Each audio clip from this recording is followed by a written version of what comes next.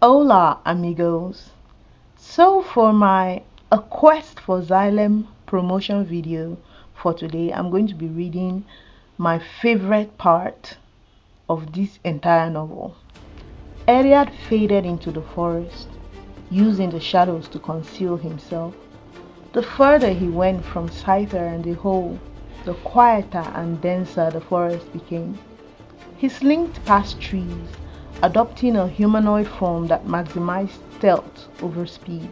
As he made his way back to the edge of the forest, he sensed the disturbance of the human still searching for him. It would have been bad news if the human had returned to the camps to gather more soldiers to investigate. He needed him alone and vulnerable. Bingo!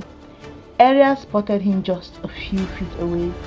The man crouched beside the tilled soil, the evidence of Eliad's earlier burrowing.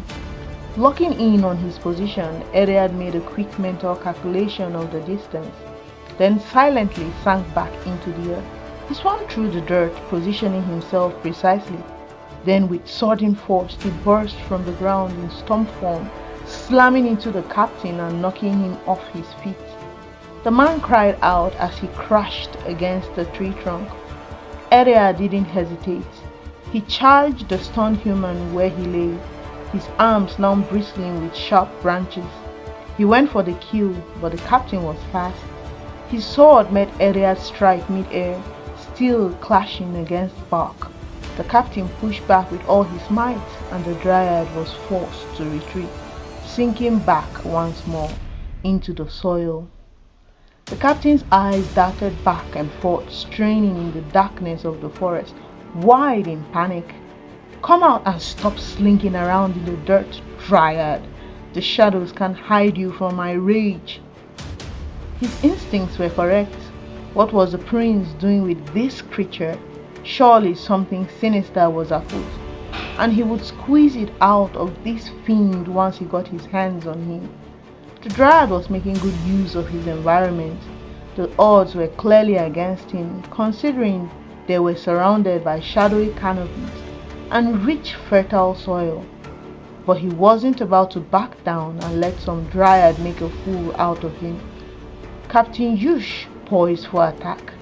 He clasped his sword, looking carefully at the ground, waiting for the next attack. He heard the crackling of a branch and turned. But there was nothing there either. The dryad was toying with him, stalking him.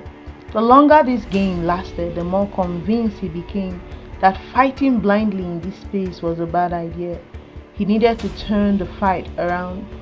He glanced at the path that led outside the forest. Could he reach there faster than the creature could move through the earth? In a split second, he cast his sword aside and bolted towards the patch of sunlight that marked the forest edge. He didn't look back. He'd fought too many battles to know when to stand and when to run, and this time his only chance of survival lay in leaving this forest. The dryad wouldn't be able to move as fast in the hard, dense soil of the plains. The earth trembled beneath his feet. The dryad was hot on his heels, and a trail of earth snaked across the forest floor. His instincts screamed like a fire alarm. One more slip, one more moment too slow, and the creature would catch him, driving those gnarled, jagged stakes it had for hands straight into his chest. He zigzagged around a bit and glanced behind to check if he'd lost him, but of course the trail of earth was still coming straight for him. His plan to escape the forest was going to fail. This dryad was clearly in his element. Captain Yush came to a stop and unsheathed his dagger. He waited for the trail to come right to his feet. He was going to skewer it before it jumped out to get him. The second it reached him, he stabbed the earth with all his strength, plunging the length of the blade into the mound. There was no reaction, no cry of pain. No resistance was felt through his blade, but the trail coming after him stopped. He must have gotten the bastard. He pulled the dagger out and stabbed again for good measure, but he felt something curling around his ankle. The root curled tighter around his legs. Any thought that he'd snagged his foot and an exposed root was expelled when he noticed the trunk of the giant tree near him contorting. He formed the silhouette of the green-haired dryad and he charged at the captain. Captain Yush tried desperately to get his foot loose. He considered using his dagger to cut the root off, but it had wrapped around his leg so tightly that he feared he would injure himself if he tried. Wide-eyed, with teeth bared, he cast his dagger aside and dug into his satchel in search of something. But the creature was coming for him like an enraged bull, both jiggered arms in front of him like the horns of a battering ram. The impact sent the captain to the floor. He yelped from the pain burning in his chest.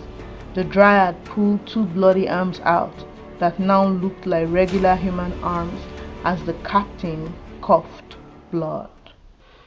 I will go on, but that's as much time as I have today. If you want to read more of action-packed scenes like this, consider getting a copy of my novel, A Quest for Xylem. Is going to go live on the 28th of June.